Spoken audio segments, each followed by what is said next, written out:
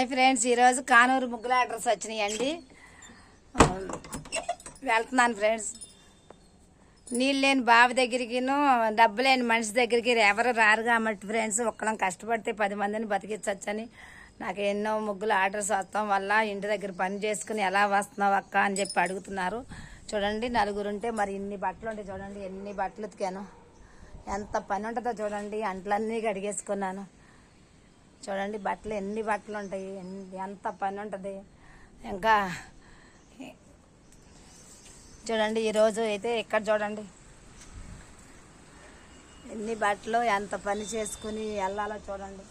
వెళ్ళినా కూడా మనని మళ్ళీ అలా అయ్యి ఇలా అయ్యి చాలామంది ఇసుకిస్తూ ఉంటారండి. కానీ మనం అందరినీ తట్టుకోవాలండి. ఒక వర్క్ చేసినప్పుడు రకరకాల అందరూ ఉంటారు కాబట్టి వాళ్ళు ఇంత పని చేసుకోవాల్సి వస్తుంది. ప్రతిరోజు ఇంత పని చేసుకునే ముగ్గులకి వెళ్ళాలి. చూడండి వెనక ఎన్ని బట్టలు ఉతికినా చూడండి, ఎంతమంది బట్టలు ఉంటాయో. మనం ఇంట్లో దగ్గర ఉన్నప్పుడు ఇంట్లో పని చేసుకోవాలి, బయట వర్కులు చేసుకోవాలి. మనం ఇంట్లో పని చేసుకోకుండా బయటకు వెళ్ళాలంటే వెళ్ళలేం కదా ఫ్రెండ్స్.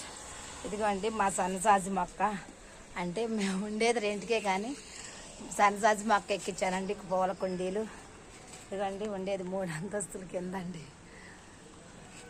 అదిగోండి కింద.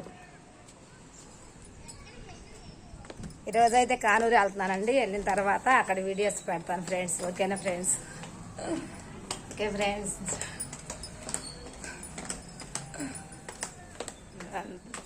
ఇంటి పని, ముగ్గుల పని అన్నీ మనం కష్టపడి చేసుకుంటేనే మనకు రూపాయి వస్తుంది. మన పిల్లల్ని చదివించుకుంటే వాళ్ళ ప్రయోజకులు అయితే మనకు అంత మించింది ఏముందండి.